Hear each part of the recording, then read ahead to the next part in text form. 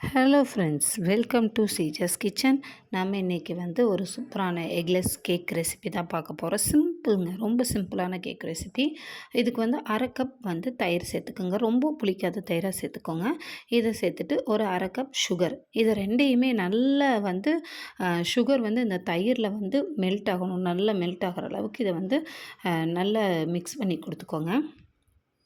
ஒரு 5 நிமிஷம் ஆகும். நல்லா மிக்ஸ் பண்ணி இந்த மாதிரி எடுத்துக்கோங்க. இப்போ நம்ம இதில் ஒரு 1/4 கப்பு ரிஃபைண்ட் ஆயில், அதாவது வாசனை இல்லாத ஆயில் எது இருந்தாலும் சேர்த்துக்கலாம். இல்லை நீங்கள் உருக்குன வெண்ணெய் கூட இதில் சேர்த்துக்கலாம். நல்லா சேர்த்து இதையும் நல்லா மிக்ஸ் பண்ணி கொடுங்க. இது எல்லாமே ஒன்றா மிக்ஸ் ஆகிற அளவுக்கு மிக்ஸ் பண்ணிக்கோங்க. ஆல்ரெடி எண்ணெய் எப்போவுமே மேலே நிற்கிற மாதிரி தான் இருக்கும். ஸோ நீங்கள் அதை ஒன்றும் வரி பண்ணிக்க வேண்டாம். இப்போ நான் 1 கப் மைதா சேர்த்துக்கிறேன். இதில் ஒரு 1/4 டீஸ்பூன் பேக்கிங் பவுடரும் ஒரு பிஞ்ச் பேக்கிங் சோடாவும் சேர்த்துக்கோங்க. சேர்த்துட்டு இப்போ நல்லா இதை மிக்ஸ் பண்ணி கொடுத்துருங்க. நம்ம ரொம்ப போட்டு அடித்து மிக்ஸ் பண்ணாமல் ஓரளவுக்கு அப்படியே ஜென்டிலாக இதை மிக்ஸ் பண்ணி கொடுங்க.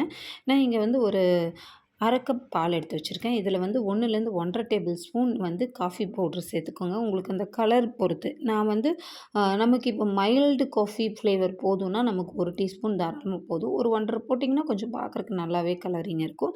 நான் ஒரு டீஸ்பூன் தான் போட்டுக்கிட்டேன். இப்போ அதை தனியாக நான் ஒரு இடத்துல எடுத்து வச்சுருந்தேன். இப்போ அதை நான் இதில் மிக்ஸ் பண்ணிக்கிறேன். நம்ம சொன்ன அளவில் நீங்கள் பண்ணிங்கன்னா இந்த மாவுக்கு இந்த பால் கரெக்டாக இருக்கும். பால் உங்களுக்கு கொஞ்சம் லைட் சூடாக இருந்தால் இன்னும் கொஞ்சம் பெட்டராக இருக்கும். நான் கொஞ்சம் லூக் வார்ம் இருக்கிற மில்க் தான் எடுத்திருக்கேன். இப்போ அதையும் சேர்த்து மிக்ஸ் பண்ணிவிட்டேன். இங்கே பாருங்கள் எப்படி இருக்குன்னு. பேட்ரு ஆல்மோஸ்ட் ரெடி ஆயிடுச்சு.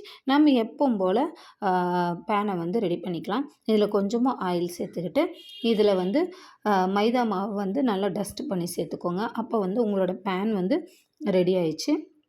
இது இப்படி இருக்கும்போது நமக்கு பார்ச்மெண்ட் சீட்டு அதெல்லாம் தேவைப்படாது. இப்போ நம்ம கேக் பேட்டரை போர் பண்ணிக்கலாம்.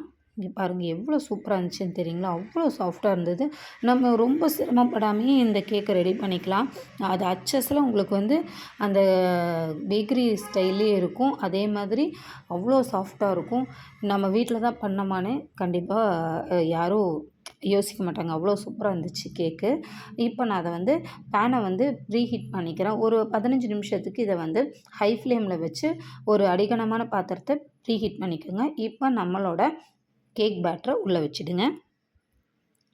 இதை நல்லா மூடி போட்டு இதை நம்ம இது உங்களுக்கு சீக்கிரமாக குக் ஆகணும்னு ஒரு ஈஸி மெத்தட் இருக்குங்க.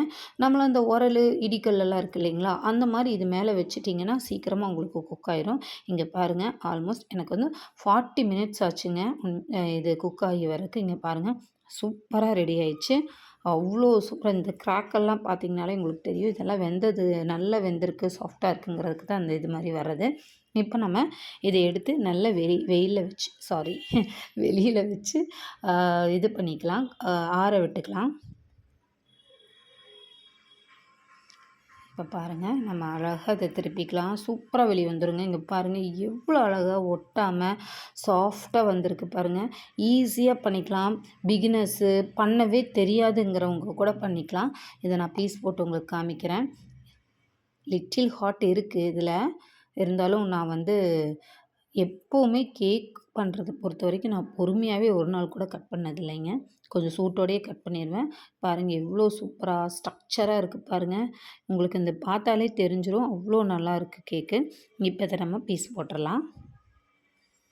இங்கே பாருங்கள் எவ்வளோ சூப்பரான கேக்கு. கண்டிப்பாக ட்ரை பண்ணி பாருங்கள். என்னோடய சேனல் சப்ஸ்கிரைப் பண்ணுங்கள், லைக் பண்ணுங்கள், ஷேர் பண்ணுங்கள்.